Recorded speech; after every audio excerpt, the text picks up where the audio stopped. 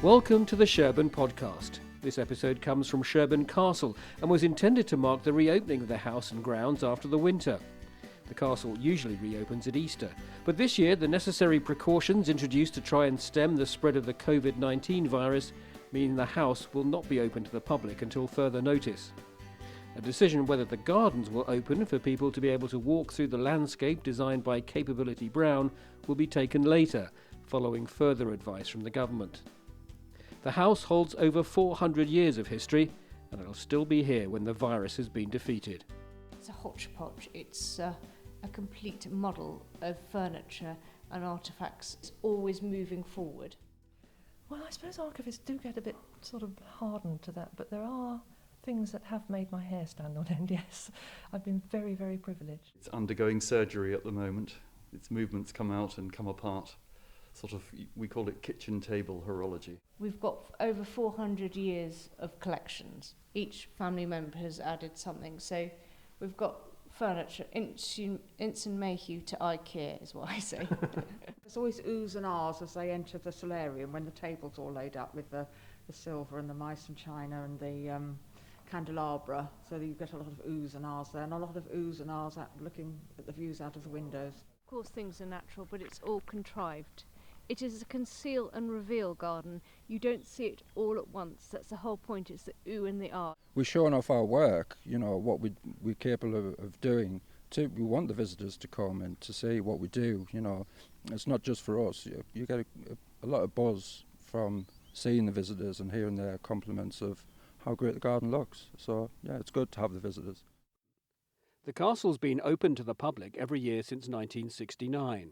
Inside the castle, furniture is being polished, windows cleaned, upholstery restored, stopped clocks are being repaired. All the work that's usually done to prepare for the arrival of thousands of visitors over the next 8 months continues, despite the uncertainty caused by the COVID-19 virus. The castle has been owned by the Digby family since 1617. I'm here to meet Maria Wingfield Digby. Sir Walter Raleigh, who was a favourite and key player in the Elizabethan court in the Tudor period, acquired the old castle from Elizabeth I, and he wanted to make it into the very latest comfortable and trendy home for his family, and he failed. It was a Norman castle. It was costing far too much, so he turned his attention across what was a little cascade to this hunting lodge, and he called in his friend's architect from Hatfield House, Simon Basil, and he turned this into an Elizabethan house. It's a tower house. It was light and airy within and had all the latest mod cons. Following Elizabeth's death, Raleigh was implicated in a plot against the first Stuart king, James I. He was held in the Tower of London and forced to surrender his property to the Crown. Archivist Anne Smith looks after the treasure trove of documents held at the castle.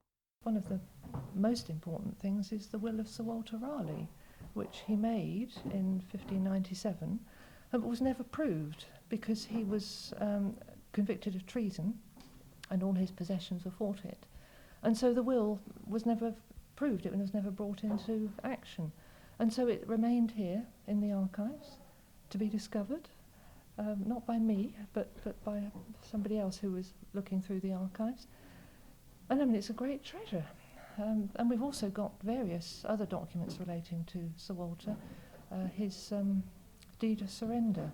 He was in the Tower of London, and the King's lawyers wanted to make sure that they had the full title to his property, and so they forced him to sign this deed of surrender, and there's his signature on the bottom in 1614, which must have been a very bitter moment for him in prison in the Tower. And Sir Walter left behind more than just documents. We've got his pipe that he smoked on the scaffold. That's really cool. That was given to him by the Native Americans. We've got his chair that he had in the Tower of London, and throughout that house he was very keen to put his mark on everything. And we've got his sign, which was a buck, his lozenge of his coat of arms, is still in the ceilings. Right now, nobody is really sure if anyone will be gazing up at them, but everyone here is carrying on regardless. We're charging ahead, getting all the rooms back to pristine condition, because during the winter we deep clean everything. Curtains come down, they get hoovered. All the brass gets polished. All the windows gets cleaned. All the carpets get beaten or carpet cleaned if they're modern. All the furniture gets properly polished with beeswax. Everything has a good going over, and we have a huge tick list. Things like cleaning behind radiators gets done once a year, and that's on the list. Everything gets serviced, and basically it's once a year deep spring clean. So we have an amazing Sue, who's our housekeeper, who quietly plugs her way around the castle. Susan Barham is the housekeeper at Sherborne Castle, as she has been for most of this century. It's nice to have the year divided in two, but I think I prefer it when we're open. It's lovely to see people enjoying it and taking an interest, and in a way I do prefer it when we're open. Which Yes. bit of the house do they like most? You must. I would say the solarium, and also the green drawing room, because they both have triple aspect windows with fantastic views, especially upstairs in the green drawing room. But different people enjoy different things. They're interested in different things. Some people are interested in furniture, some people are interested in paintings, some people are just interested in the architecture. So different people get different things out of it. Do you eavesdrop? Do you hear what they say? Not a lot, actually, because I tend to work ahead of them. So when they're in, I'm sort of moving along. But yes, there's always oohs and ahs as they enter the solarium when the table's all laid up with the silver and the mice and china and the candelabra. So you get a lot of oohs and ahs there, and a lot of oohs and ahs looking at the views out of the windows. And those views of an undulating landscape of grass and trees stretching into the distance and the lake are of course the work of Lancelot Brown, Capability Brown. In the archives are his designs for the gardens, and, says archivist Anne Smith, many more personal details of the gardener's time at Sherborne can be found in the game books, the records of a day's shooting party. Oh, well, you see, one side of the book page is the bag. The other side is a sort of social diary. Who came to stay, where they went, and when Mr. Brown came, and when the snow was deep, and Mr. Brown couldn't get to London in his coach. So he went on horseback through the snowdrifts and sent a word from Salisbury to say that the roads were terrible. But it didn't stop him. He was a force to be reckoned with, this Brown. I think Billy Brown was a great friend of the family as well. We were part of his journey to great fame and fortune. We sent him on his way. We championed him, which we're quite proud of. And were his plans accepted as they were, or were they amended? Did they get thrown back at him?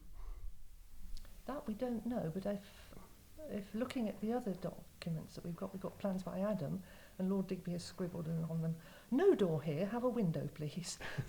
So I'm sure they did. In fact, every time Mr. Brown came, they went on a ride round the park together, the family and Mr. Brown. Would love to have been a fly on the wall of that coach, because they were discussing all the schemes between them. And yes, you're right, after he finished all his work here, he still visited once a year, every year, just to catch up with them, because he clearly got on with them. They had a common interest in gardening. We've come outside the castle. The sun is actually shining today. The daffodils are out, and stretching away into the slightly hazy distance are acres of smooth parkland, all looked after by a small team. We have a team of 3 gardeners. We've got Roy, Dave and Gavin. They're all RHS trained. And they manage this amazing Capability Ground landscape garden, which goes as far as the eye can see. If you notice, there are no straight lines. So Gavin, Capability Brown Garden, and you're looking after it? I am, yes, yeah. It's quite a privilege to be able to do that. One of his first gardens as well. So, You know, it's a full hard work to keep it going. The massive landscape that we have, it's over 50 acres between three of us, but yeah, it's enjoyable. We love it. So looking around, all this was designed by Capability Brown. None of this is natural. He modified landscape. Of course things are natural, but it's all contrived. It is a conceal and reveal garden. You don't see it all at once. That's the whole point. It's the ooh and the ah. You come round a corner and your eyes are pulled to the distance. For instance, Pinford Bridge over there. It's very, very cleverly done, and it's a sort of way of gardening which has been copied over the centuries by the next generations of gardeners. But he started it off, and his legacy is huge. And this was one of his first gardens, so yes. he was trying his theories out here. Yeah, I suppose we could say that. In 2016, when they celebrated his life and works, we were one of the ambassador gardens, and we were terribly proud to be part of that campaign. We took on a young gardener who had no reputation. Henry Digby, we had an estate up in Coleshill, and through his friends at Packham Hall met Capability Brown, saw what he'd done there, and brought him down here to basically make the latest trendy garden. So he swept away the work of previous generation. There was a parlour garden. If you look here onto the east lawn over there, in Sir Walter Raleigh's time, that was a parlour garden, and he put in ha-has. He put in, I suppose most notably, the lake. He put in a 50-acre lake in a serpentine shape. He modified what was the River Yeo, and it is now a ginormous expanse of water. And although it looks beautiful, it had various functions. It produced fish for the house. It is now, in the 21st century, a reservoir for Wessex water. It's a holding tank, you could call it. It was used for amenity in the winter. People skated on it. There used to be a sign in the estate office on Cheap Street saying, "The ice is holding, skaters welcome." And we got great pictures of an ox being roasted on the ice. Can you imagine how silly that would be now? Health and safety would have a freak. So Gavin, obviously it's a year-round job for you. Yes, it is. Yeah. How do you cope with this landscape? What do you do?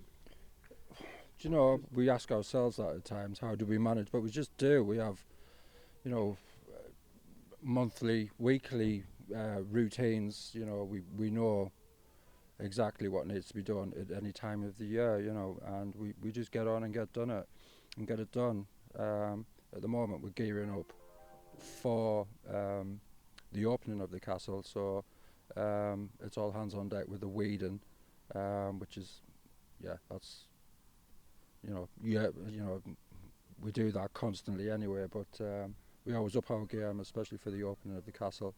And mowing, which is, but we need machinery to be able to do all the stuff that we do. We couldn't do it just by ourselves. So we do rely heavily on machinery as well. What's your favourite part of the garden? Favourite part of the garden? Oh, that's a tricky one, because I do love it all, but I would probably say a maple glade. It's a woodland walk, and and there's some interesting Japanese maples in there, and we're starting to introduce a lot more different type of plants and more exotic but hardy plants just to complement the Japanese maples. So that's probably my favourite area. It depends on the time of year. If you go around the whole of the castle now with all the bulbs and all the anemones, it looks amazing. So the sun's just come out as we speak, and it's beginning to feel spring-like. It does feel like spring. It's a long time coming. It feels like it's been a long, I wouldn't say a cold winter, wet winter, which has been a problem because we've had a lot of waterlogging this year, and it does affect the plants, but they'll bounce back. Nothing stands still as styles change inside the house, with each generation adding their layer to the history of the place. Outside too, the garden evolves gently over time. Gavin Horniblow. Yeah, the garden does evolve. As I say, it was a long time ago when the initial design of it. We try and keep it in keeping with what he did, but we're introducing more exotic plants, I suppose, if you want to call them that. Plants that probably weren't available to him back then, but we have got them now. So, and we know how hardy they are. So we're trying to make it as a plantsman's garden, really, to encourage people to come and see unusual plants from far and wide. So what have you got? We've got a lot of plants that come from the Himalayas and China that probably weren't available back then. Things like tetrapanics and scheffleras and ferns that, you know, the tree ferns and things like that they wouldn't have had back then. And so we're introducing things like that now, and just some unusual plants. And we get the seeds. We're in a seed partnership with the RHS, and so we get some quite unusual seeds from them as well, which we prop ourselves. So that's the kind of thing we're looking at. You said it was a very wet winter. Is climate change going to be an issue, do you think? Does it give you any problems? I reckon it will. As if the weather stays like it does, where it's constantly wet, it doesn't get cold enough to kill off any of the pests and diseases. You will probably see more problems with disease, i.e. fungus and stuff like that. But we just you monitor it, and we'll see what happens. You know, when it does, we'll deal with it as it happens. So yeah, it probably will affect us at some point. We love going on plant hunting expeditions. This is a very personal garden, and about 3 times a year we go off. We went to desert to jungle in Taunton, which they produce some really unusual plants. They're totally hardy in this country, but they look so tropical and exotic. But they're, with a bit of tender care over the winter. The winters are getting milder anyway, so we can bring a lot more different plants into the garden now, as opposed to back then. When we go on our shopping trips, we must always try and prevent ourselves from buying too many plants, because getting in the car always proves a problem at the end. Paul Gavin's had some spiky plants stuck up his nose. Yeah. That's the same for any gardener, though, isn't it? You always come back with more than you intended to. Yeah, you get carried away, and you see, you may have a small plan of what we want and come away with a lot more than we bargained for. But that's the fun of gardening. Did you resent the visitors coming? Are they a problem? No, I love the visitors. It's really nice. We're showing off our work, what we're capable of doing. We want the visitors to come and to see what we do. It's not just for us. You get a lot of buzz from seeing the visitors and hearing their compliments of how great the garden looks. So yeah, it's good to have the visitors and to show it off. I think a successful day for us if we overhear people saying, "Love that, I'm going to take it home and copy it." If somebody does that, I go away with a skip in my step, I think. You're listening to the Sherborne podcast. You can download and enjoy all our previous episodes, including our visit to Sherborne Abbey, where Sir Walter Raleigh had his own favourite place for worship. But let's go back inside the castle. Jonathan Betts is an horologist who looked after the clocks at Greenwich and the National Maritime Museum for 35 years. He's on a stepladder delving into the innards of a clock. This is what's known as a tavern clock, sometimes erroneously called an Act of Parliament clock. It's a large wall clock made in the late 18th century, designed for taverns, for providing time for the populace at a time when not everyone could afford a watch. So it was a way of distributing public time. And you've taken it apart. Yes, it hasn't been working. There have been various little problems with it, so it's undergoing surgery at the moment. Its movements come out and come apart. Sort of, we call it kitchen table horology. We do it on site, but it's actually a very good way to deal with it, because it enables you to actually do the job there and then, and it makes sure that the minimum amount of restoration work takes place, because we believe these days in conserving rather than restoring where possible. And you say it's not working now, but you're confident you'll get it working? Yes, there were various problems which we've managed to get round. There are certain parts which just needed adjusting, and hopefully now it will be running reliably by the end of the day, all being well. What's the oldest clock here? The oldest clock is, I would guess, is it the table clock at course, there's the long case lock, isn't there? Yes, from the 1680s, 1690s. There's a very fine long case lock in a marquetry case, I think, isn't it? Yeah, by Williamson of London, I think it is, isn't it? Yeah. So the oldest is 340 years old.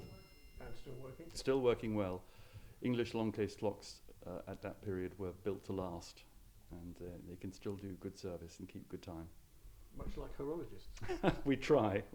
Meanwhile, the work of archivist Anne Smith goes on, with documents and records spanning 400 years to be preserved and catalogued. We've got Capability Brown's receipts and his plans for the work that he did here in the 1750s and 1760s when he put in the lake.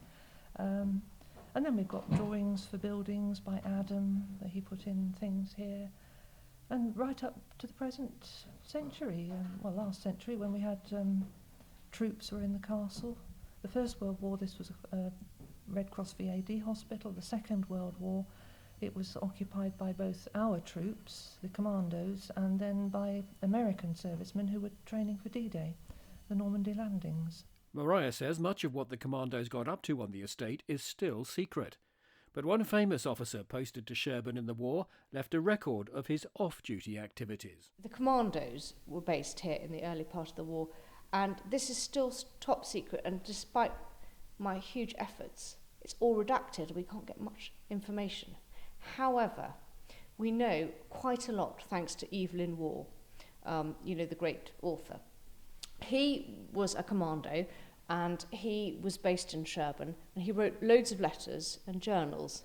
And from his descriptions, we can learn a bit about life in the castle. There was a lot of drinking that went on. I think Evelyn Waugh was here, I imagine there was. I think he had he definitely had a cordial problem. He describes how before dinner he had a bottle of Dow's Port 1908, and then after dinner he had a bottle of Dow's Port 1927. And then he had to write up a military sort of report, and he described his pen and the paper being like a Ouija board. I thought that was absolutely hysterical. And he also describes my husband's grandmother, Gwendolen, as a sad old bitch, which I think we have to find amusing. She was also, we're hoping it's because she was obsessed with Keeshond dogs. These are Dutch barge dogs, and she brought them over from Holland, and she became one of the key breeders. The Commandos moved out and the Americans moved in. Sherborne experienced the war firsthand during the Battle of Britain in 1940, when German bombs fell on the town, some landing in the castle grounds. But then an accident brought death again, this time to the castle during the preparations for D-Day.